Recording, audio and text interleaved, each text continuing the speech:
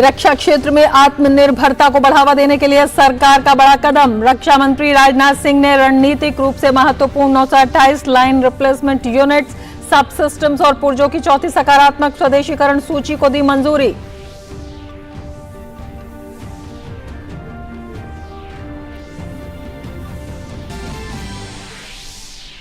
कर्नाटक में कौन बनेगा मुख्यमंत्री? डीके शिव कुमार और सिद्धारमैया के बीच रेस। बेंगलुरु में आज बुलाई गई कांग्रेस विधायक दल की बैठक।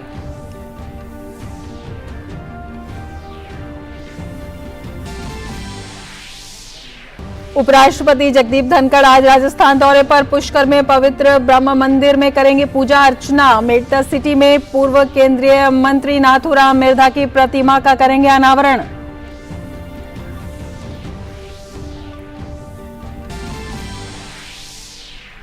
महाराष्ट्र के अकोला में सोशल मीडिया पर वायरल हुए एक पोस्ट के चलते दो गुटों में झड़प। एक व्यक्ति की मौत, 2 पुलिसकर्मियों समेत 8 लोग घायल। 26 लोगों को लिया गया हिरासत में। 4 थाना क्षेत्रों में कर्फ्यू।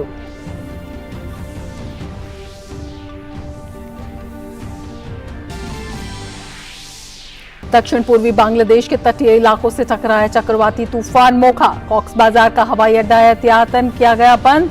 चट्टग्राम, सिलहट और बारिसर डिवीजनों में बहुत भारी बारिश की संभावना। 7 लाख लोगों को पहुंचाया गया सुरक्षित स्थानों पर।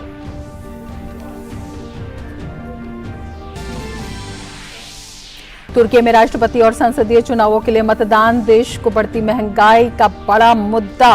ओपिनियन सर्वे में सीएचपी के कामिल किलिकदारोग्लू को एर्दोगन पर मामूली बढ़त।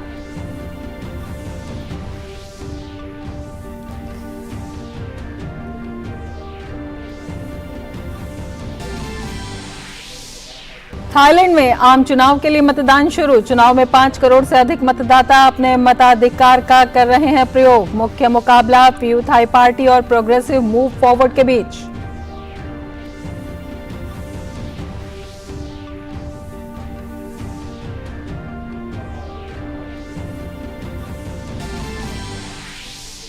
और आईपीएल में आज राजस्थान रॉयल्स का मुकाबला रॉयल चैलेंजर्स बेंगलोर से होगा, जबकि एक अन्य मैच में चेन्नई सुपर किंग्स और कोलकाता नाइट राइडर्स के बीच होगी भिड़ंत।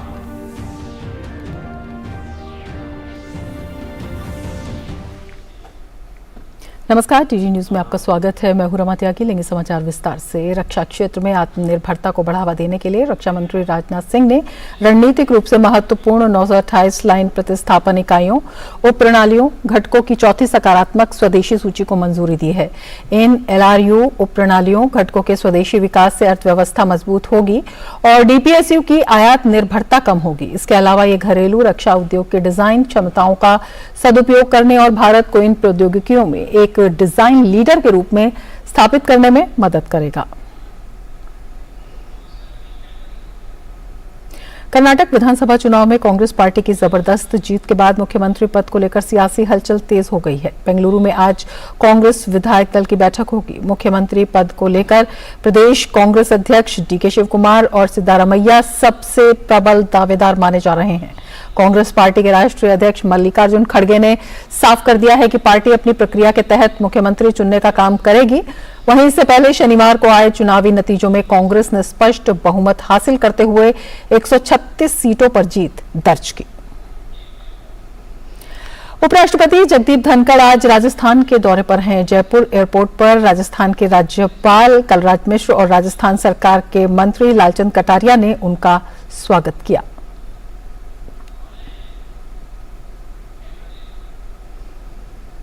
अपनी यात्रा के दौरान उपराष्ट्रपति जगदीप धनखड़ पुष्कर, खरनाल और मेड़ता शहर का दौरा करेंगे। उपराष्ट्रपति पुष्कर के पवित्र ब्रह्म मंदिर और श्री जट शिव मंदिर में पूजा अर्चना करेंगे। बाद में वे प्रख्यात समाज सुधारक वीर तेजाजी की जन्मस्थली खरनाल नागौर भी जाएंगे। उपराष्ट्रपति पूर्व केंद्रीय मंत्री नाथूराम मिर्धा की प्रतिमा का अनावरण करने के लिए मेड़ता सिटी का भी दौरा करेंगे। स्वतंत्रता सेनानी और नागौर के कृषक समुदाय के प्रतिष्ठित नेता नाथूराम मिर्धा लोकसभा के 6 बार सदस्य रहे थे और उन्होंने 1979 से 80 और 1989 से 90 तक केंद्रीय मंत्री के रूप में कार्य किया था। नाथूराम मिर्धा राष्ट्रीय कृषि मूल्य आयोग के अध्यक्ष भी रहे थे। वे 4 बार राजस्थान विधानसभा के सदस्य भी रहे और उन्होंने राजस्थान सरकार में कैबिनेट मंत्री के रूप में भी कार्य किया। उपराष्ट्रपति आज राजस्थान के दौरे पर हैं। दक्षिण कश्मीर के अनंतनाग के कोकरनाग में रविवार की सुबह आतंकवादियों और सुरक्षा बलों के बीच मुठभेड़ हुई। आधिकारिक सूत्रों के मुताबिक पुलिस, सेना और सीआरपीएफ की एक संयुक्त टीम ने क्षेत्र में आतंकवादियों की मौजूदगी के बारे में विशेष जानकारी पर तलाशी अभियान शुरू किया। उन्होंने कहा कि जैसे ही बलों की संयुक्त टीम संदिग्ध स्थान की ओर बढ़ी, छिपे हुए आतंकवादियों ने उन पर गोलीबारी शुरू कर दी। सूत्रों के मुताबिक इलाके में 1 से 2 आतंकियों के छिपे होने की आशंका है। ताजा जानकारी के मुताबिक फिलहाल गोलीबारी बंद हो गई है और सुरक्षा बल तलाशी अभियान चला रहे हैं। संभावना है कि आतंकी मौके से फरार हो गए हैं। आईसीएसई के कक्षा 10वीं के परिणाम आज घोषित किए जाएंगे। आईएससी के कक्षा 12वीं नतीजे की वो भी आज जारी होंगे। बोर्ड ने नोटिफिकेशन जारी करते हुए कहा कि दोपहर 3 बजे नतीजे घोषित हो जाएंगे। विद्यार्थी अपने नतीजे आधिकारिक वेबसाइट CISCE.org पर देख सकते हैं। आईसीएसई कक्षा 10वीं की परीक्षा 27 फरवरी से 29 मार्च तक हुई थी, जबकि आईएससी की 12वीं की परीक्षा 13 फरवरी से 31 मार्च के बीच हुई थी। उत्तर प्रदेश के मुख्यमंत्री योगी आदित्यनाथ ने गोरखपुर के गोरखनाथ मंदिर में आज लोगों की समस्याएं सुनी। इस दौरान बड़ी संख्या में लोग सीएम योगी से मिलने पहुंचे और उन्होंने अपनी समस्याओं को सीएम के सामने रखा। मुख्यमंत्री ने अधिकारियों को लोगों की समस्याओं के निस्तारण के निर्देश दिए। तमिलनाडु में रोज शो का आयोजन किया जा रहा है। पर्यटकों को आकर्षित करने के लिए लाखों फूलों से विभिन्न आकृतियों को बनाया गया है, सजाया गया है। इसमें 35,000 से अधिक विभिन्न प्रकार के गुलाब से 30 फुट लंबा एफिल टावर बनाया गया है, जिसका पर्यटक लुत्फ उठा रहे हैं। इसी तरह खेल संस्कृति को बढ़ावा देने के लिए बैडमिंटन, हॉकी और फुटबॉल के मॉडल भी उत्सव में फूलों से प्रदर्शित किए गए हैं। आगे बढ़ते हैं। मई महीने के शुरुआती दिन सुहाने बीतने के बाद दिल्ली में अब झुलसा देने वाली गर्मी आ गई है। राजधानी दिल्ली में पिछले 3 दिनों के दौरान तापमान में 6 से 7 डिग्री की बढ़ोतरी हुई है। मौसम विभाग ने गर्मी के बढ़ते कहर से कुछ राहत की संभावना जताई है। मौसम विभाग के अनुसार अगले 24 घंटे के दौरान दिल्ली और आसपास के क्षेत्रों में आंशिक रूप से बादल छाए रहने की संभावना है। इस दौरान कुछ जगहों पर धूल भरी आंधी चलने की भी संभावना व्यक्त की गई है। वहीं बात करें उत्तर भारत की, तो यहां के ज्यादातर राज्यों में अधिकतम तापमान 40 डिग्री या उससे अधिक दर्ज किया जा रहा है। महाराष्ट्र के अकोला में कल रात सोशल मीडिया पर वायरल हुए एक पोस्ट के बाद 2 गुटों में तनाव व्याप्त हो गया, जिसके चलते कुछ लोगों ने पथराव किया और वाहनों को नुकसान पहुंचाया। घटना के नतीजे में एक व्यक्ति की मौत हो गई और 2 पुलिसकर्मियों समेत 8 लोग घायल हो गए। पुलिस ने बताया कि अब तक 26 लोगों को हिरासत में लिया गया है। हिंसक झड़पों के बाद अकोला के 4 थानों में कर्फ्यू लगाया गया है। साथ ही शहर में धारा 144 भी लगा दी गई है। इस दौरान घटना के बाद कलेक्टर नीमा अरोड़ा और एसपी संदीप घुगे ने शांति समिति की बैठक की। बैठक में सभी धर्मों और समुदायों के प्रतिनिधियों, राजनीतिक दलों के नेताओं और शहर के महत्वपूर्ण व्यक्तियों ने हिस्सा लिया। चक्रवाती तूफान मोखा तेजी से आगे बढ़ रहा है। बांग्लादेश में कॉक्स बाजार और उत्तरी म्यांमार तट से तूफान टकरा गया है। बांग्लादेश के मौसम विभाग ने कहा है कि तूफान आज दोपहर या शाम तक इन इलाकों से पूरी तरह पार हो जाएगा। तूफान के कारण कॉक्स बाजार तट पर भारी बारिश हो रही है। वहीं चक्रवात मोखा के प्रभाव से चट्टग्राम, सिलहट और बारिसर डिविजन्स में भारी से बहुत भारी बारिश होने की संभावना है। इसके साथ ही कॉक्स बाजार और चट्टग्राम के तटीय क्षेत्रों में बाढ़ आने की संभावना है। बांग्लादेश के सबसे बड़े बंदरगाह चटगांव में परिचालन निलंबित कर दिया गया। नाव परिवहन और मछली पकड़ने पर भी रोक लगा दी गई। मोखा के मद्देनजर बांग्लादेश ने 7 लाख लोगों को सुरक्षित स्थानों पर पहुंचा दिया है। पश्चिम बंगाल में चक्रवाती तूफान मोखा के खतरे से निपटने के लिए एहतियाती कदम उठाए जा रहे हैं। राज्य के निचले और तटीय इलाकों में रहने वाले लोगों को सुरक्षित स्थानों की ओर भेज दिया गया है। अधिकारियों ने लोगों से बखाली समुद्र तट खाली करने का आग्रह किया है। नागरिक रक्षा अधिकारी अनूप समल ने कहा कि मछुआरों और पर्यटकों को समुद्र में नहीं जाने की सलाह दी गई है।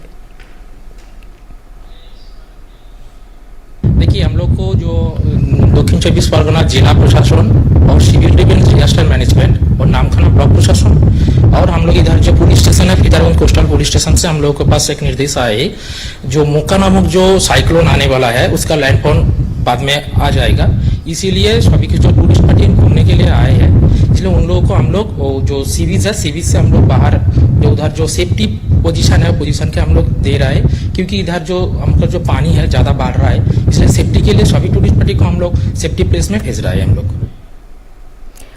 और अब कैंसर के इलाज के अत्याधुनिक तकनीक की बात करते हैं। कैंसर के इलाज में किसी भी रेडिएशन थेरेपी की तकनीक का लक्ष्य होता है कि मरीज को सिर्फ जरूरत के हिसाब से ही लक्ष्य आधारित डोज मिले और इसका कम से कम साइड इफेक्ट हो, खासकर तब जब बच्चों और युवाओं के इलाज की बात हो। भारत में पहली बार नवी मुंबई के खारघर के टाटा मेमोरियल सेंटर में प्रोटॉन बीम थेरेपी शुरू की जा रही है। गुरुवार को पीएम मोदी ने इस केंद्र का उद्घाटन किया।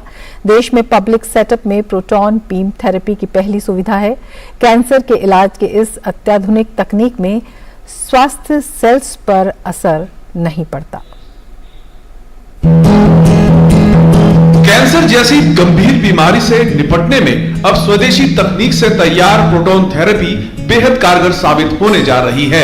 भारत में पहली बार नवी मुंबई के खारघर के टाटा मेमोरियल सेंटर में प्रोटॉन थेरेपी शुरू की जा रही है, जो बेहद ही आधुनिक है। आमतौर पर कैंसर मरीज को कीमो के इलाज में पीड़ा से गुजरना पड़ता है। रेडियोथेरेपी में भी मरीज की त्वचा के साथ साथ हड्डी, ब्रेन, दिल और आंख को भी नुकसान पहुंचता है, जबकि प्रोटॉन थेरेपी इन सभी दुष्प्रभावों से मुक्त है। इसमें सबसे इम्पोर्टेंट चीज ये है कि प्रोटॉन थेरेपी का फायदा जब हम कन्वेंशनल जो स्टैंडर्ड रेडियोथेरेपी से करते हैं, तो इसमें सबसे बड़ा फायदा ये है कि जो हम ट्यूमर को रेडिएट करते हैं कैंसर सेल्स को किल करने के लिए, इसमें प्रोटॉन थेरेपी के थ्रू जो सराउंडिंग नॉर्मल टिश्यूज हैं जहां कोई ट्यूमर नहीं है, उनको हम सबसे बढ़िया तरीके से बचा सकते हैं। प्रोटॉन थेरेपी का एक बहुत बड़ा इम्पैक्ट होगा बच्चों का ट्रीटमेंट में, उनमें साइड इफेक्ट्स कम करने में। बच्चों के सिवाय बाकी और भी जगह हैं जहां पे प्रोटॉन थेरेपी का बहुत ज्यादा फायदा है। प्रोटॉन थेरेपी दुनिया की सबसे उन्नत विकिरण चिकित्सा उपचार सुविधा मानी जाती है। प्रोटॉन थेरेपी प्रोटॉन बीम के जरिए काम करती है। प्रोटॉन बीम को मरीज के कैंसर वाली जगह पर भेजा जाता है और कैंसर को खत्म किया जाता है। खास बात यह है कि प्रोटॉन थेरेपी मशीन 360 डिग्री पर घूम सकती है और अलग अलग एंगल से बॉडी में कैंसर पर हमला कर सकती है, जिसकी वजह से बाहर बॉडी पर उसका अधिक असर नहीं पड़ता। साथ ही ये सुविधा गरीबों को निशुल्क दी जाएगी। निशुल्क सुविधा के लिए प्रोटॉन थेरेपी सेंटर में अलग से रूम दिया गया है। और अगर आप प्राइस कंपैरिजन करें, अगर मैंने एक पेशेंट को आज अमेरिका में भेजा और वहाँ अगर मैंने एक पेशेंट का ट्रीटमेंट किया, उसका कॉस्ट अभी करीब 150 to 200,000 US डॉलर्स होता है एक पेशेंट के ट्रीटमेंट के लिए। हमारे जो 1000 पेशेंट हम ट्रीट करेंगे साल का, उसमें से करीब 40 से 50% पेशेंट्स हम लोग कम्प्लीटली फ्री ऑफ कॉस्ट करेंगे। एंड स्पेशली इसमें इम्पोर्टेंस हम देंगे जो चिल्ड्रन हैं। सो हमारा ये एफर्ट होगा कि करीब 40 to 50% ऑफ पेशेंट्स हम लोग कम्प्लीटली फ्री ऑफ कॉस्ट करेंगे। पूरी दुनिया में प्रोटॉन थेरेपी केंद्र सिर्फ 20 देशों में उपलब्ध हैं। दुनिया भर में इसके 88 केंद्र हैं, जिनमें से भारत में पहला केंद्र नवी मुंबई में बनाया गया है। इस प्रोटॉन थेरेपी मशीन से ऐसे कैंसर को भी ठीक किया जा सकता है जो बाकियों में मुमकिन नहीं है। खास बात यह है कि इस मशीन में 20% उपकरण स्वदेशी हैं और इसे भारत में ही बनाया गया है। इसके आने से हर साल 1000 कैंसर मरीजों का इलाज प्रोटॉन थेरेपी से हो सकेगा। जल्द ही proton therapy machine AIIMS Jhajjar में भी लगेगी। देश भर में हर साल 50,000 बच्चे कैंसर से पीड़ित होते हैं। ऐसे मरीजों का इलाज इस तकनीक से मुमकिन हो सकेगा। आने वाले दिनों में भारत न केवल अपनी जरूरतों को पूरा करेगा, बल्कि दूसरे देशों में इस तकनीक को निर्यात भी कर सकेगा। मुंबई से शिशिर सेलार के साथ नितेंद्र सिंह, डीडी न्यूज, दिल्ली। आगे बढ़ते हैं। केंद्र सरकार का स्किल इंडिया मिशन बेरोजगारों को हुनरमंद बनाकर उन्हें रोजगार से जोड़ने में महत्वपूर्ण भूमिका निभा रहा है। वर्ष 2015 में शुरू किए गए इस मिशन का संचालन प्रधानमंत्री कौशल विकास योजना के रूप में देश भर में किया जा रहा है। प्रदेश के मंडी जिले में भी इस योजना का लाभ लेकर युवा न केवल निजी क्षेत्र में रोजगार प्राप्त कर रहे हैं, बल्कि अपने हुनर की बदौलत स्वरोजगार की दिशा में आगे बढ़ रहे हैं। पेश है ये रिपोर्ट।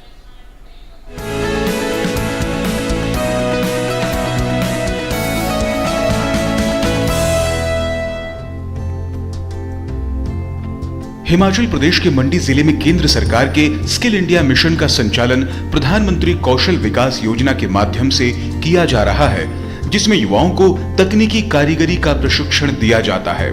3 माह से 1 साल के ये कोर्स करने के तुरंत बाद युवाओं को निजी क्षेत्र में रोजगार मिल जाता है। साथ ही कुछ युवा इस हुनर के दम पर ही रोजगार की दिशा में आगे बढ़ रहे हैं। मंडी के ऐसे कई युवा हैं जिन्हें कोर्स करने के तुरंत बाद रोजगार मिला और अब वे बेहतर आय अर्जित कर रहे हैं। मैंने golden institute of technology private limited से कोर्स किया था PMKVY के थ्रू CCTV का। तो वो कोर्स कम से कम 6 महीना तो उन्होंने करवाया था। तो मैंने प्रैक्टिकल और थ्योरी दोनों करवाया था। उसके बाद उन्होंने सीधा मुझे कॉल करके कोई जॉब ऑफर किया था यहाँ पे जो रोड में। तो उससे 4 साल हो चुके हैं। तो अब खुद का ही कर रहे हैं हम, जैसे 4 पार्टनरशिप इनमें। तो हम नॉर्मली मंथली तो 10, 12, 15 हज़ार रुपये के बीच में कमा ही लेते हैं। जो कोर्स हमें PMKVY के थ्रू में कराया तो ये बहुत ही अच्छा था, जिससे हम अपना टेक्निकल वर्क अच्छे से कर पाए और खुद का काम भी अच्छे से कर पाए। युवाओं की माने तो प्रशिक्षण के अभाव में शिक्षित होने के बाद भी उन्हें निजी संस्थानों में रोजगार प्राप्त नहीं हो रहा था, लेकिन अब प्रशिक्षण के बाद जो हुनर उन्हें प्राप्त हुआ है उसकी बदौलत वे आर्थिक रूप से आत्मनिर्भर हुए हैं। मैंने PMKVY के तहत एक कोर्स किया था, 3 मंथ का कोर्स था, जो कि मैंने 2018 में किया है। तो उसके बाद 2018 के बाद मुझे आज 5 साल हो गई है। तो अब मैं अपना काम शुरू कर दिया है, मैंने अपनी शॉप डाल दी है। तो जैसे आने वाले समय में मैं जो नई पीढ़ी है, नई लड़कियां हैं, तो मैं उनसे यही कहना चाहती हूँ कि वो भी इस चीज़ का फ़ायदा उठाए, वो भी ये चीज़ अपनी स्किल को आगे बढ़ाए, वो भी ये चीज़ सीखे, ताकि कल दिन के लिए वो अपना खुद के स्टैंड हो जाए, खुद स्टैंड हो जाए। मैंने PMKVY के तहत से ब्यूटिशियन का कोर्स 2019 में किया है। जो मुझे 3 साल हो गए हैं दुकान खोले हुए, जिससे मेरी अच्छी खासी इनकम हो जाती है। और सरकार का धन्यवाद करना चाहती हूँ मुझे फ्री का कोर्स करवाने के लिए। क्षेत्रीय रोजगार कार्यालय मंडी के यंग प्रोफेशनल विप्लव ने बताया कि केंद्रीय योजना के तहत कौशल विकास निगम के माध्यम से ये कोर्स संचालित किए जा रहे हैं। स्किल इंडिया के बारे में अगर मैं बात करूं तो as we all know that कि 2015 में हमारे honourable prime minister ji Shri Narendra Modi ji ने इसको इंट्रोड्यूस किया था। एंड सिमिलरली जैसे डिफरेंट स्टेट्स में चल रहा है, वैसे हमारे हिमाचल में हिमाचल प्रदेश कौशल विकास निगम के द्वारा इस स्किलिंग से रिलेटेड विभिन्न कोर्सेज करवाए जा रहे हैं, जिसमें विभिन्न ITIs के तहत, विभिन्न प्राइवेट इंस्टीट्यूशंस के तहत डिफरेंट कोर्सेज करवाए जा रहे हैं। अगर मैं बात करूं मंडी जिला के, तो बहुत सारे बच्चे जो है वो स्किल्ड होने के बाद अपना खुद का काम करते हैं। निश्चित रूप से जब युवाओं के हाथ में हुनर होगा तो उन्हें रोजगार की चिंता नहीं रहेगी। स्किल इंडिया मिशन बेरोजगारों को हुनरमंद बनाने में बहुत कारगर साबित हो रहा है। DD न्यूज के लिए मंडी से वीरेंद्र भारद्वाज की रिपोर्ट।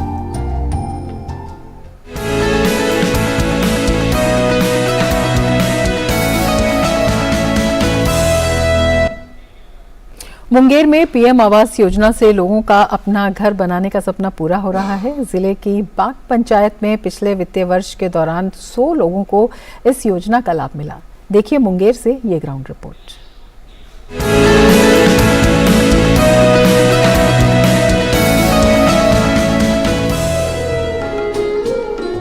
ये है मुंगेर जिले के जमालपुर प्रखंड की बाग पंचायत। लगभग 15,000 की आबादी वाली इस पंचायत में अनेक ऐसे परिवार हैं जो कच्चे खपरैल वाले मकानों में रह रहे थे। ऐसे 100 परिवारों को पिछले वित्तीय वर्ष में प्रधानमंत्री आवास योजना के तहत पक्के आवास बनवा कर दिए गए हैं। रेणु देवी का 8 सदस्यों वाला परिवार भी इन्हीं में से एक है।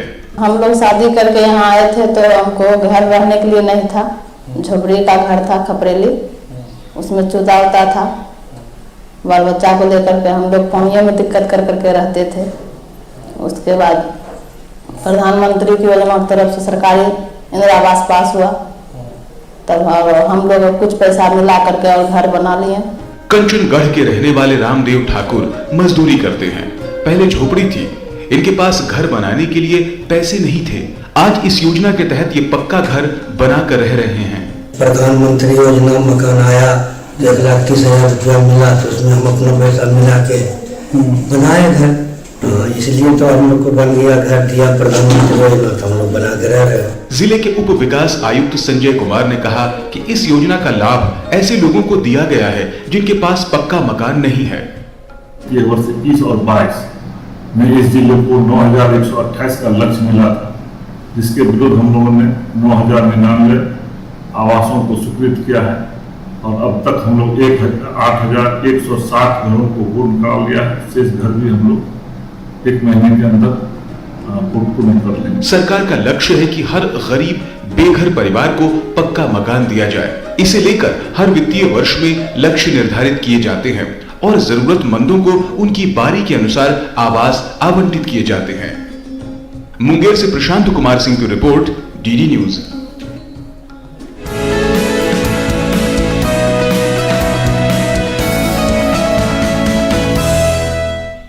अंतर्राष्ट्रीय मातृत्व दिवस के अवसर पर गुजरात स्थित राजकोट में आज महिला साड़ी वॉकथॉन का आयोजन किया गया। राजकोट पुलिस ने साड़ी संस्कृति को बढ़ावा देने के लिए महिला साड़ी वॉकथॉन का आयोजन किया। रंग बिरंगी साड़ी पहनकर कई महिलाओं ने इसमें हिस्सा लिया। आगे बढ़ेंगे। संक्रमण और बीमारियों से बचाव में हाथों की स्वच्छता का विशेष महत्व है। आइए समझते हैं कि हाथ धोने का सही तरीका क्या होना चाहिए, इस खास रिपोर्ट के जरिए। हाथों की स्वच्छता का अभाव कई तरह के संक्रमण और बीमारियों के खतरे को बढ़ाता है। ये समझना आवश्यक है कि सही रूप से हाथ धोना कितना जरूरी है और हाथ धोने का सही तरीका क्या है। सभी को अपने हाथों को पूरी तरह से साफ रखना चाहिए, चाहे वो मैं और आप हों या स्वास्थ्य कर्मचारी हों। हाथ अगर स्वच्छ रहेंगे तो हम अनेकों बीमारियों से बच सकेंगे और इससे होने वाली अनेकों मृत्यु का भी बचाव कर सकेंगे। हमें हाथ धोना कब कब चाहिए? हाथ धोना हमें खाना खाने से पहले, खाना खाने के बाद में, शौच जाने के बाद में, या बच्चे को शौच कराने के बाद में, या किसी बीमार व्यक्ति की हम देखभाल कर रहे हैं, और इसके अलावा हम किसी ऐसी सतह को छूते हैं जहां जो कि गंदी है, तो हमें लगातार हाथ को धोना चाहिए। यदि हाथों को ठीक से न धोया जाए तो कई तरह की बीमारियों और संक्रमण का खतरा बढ़ता है।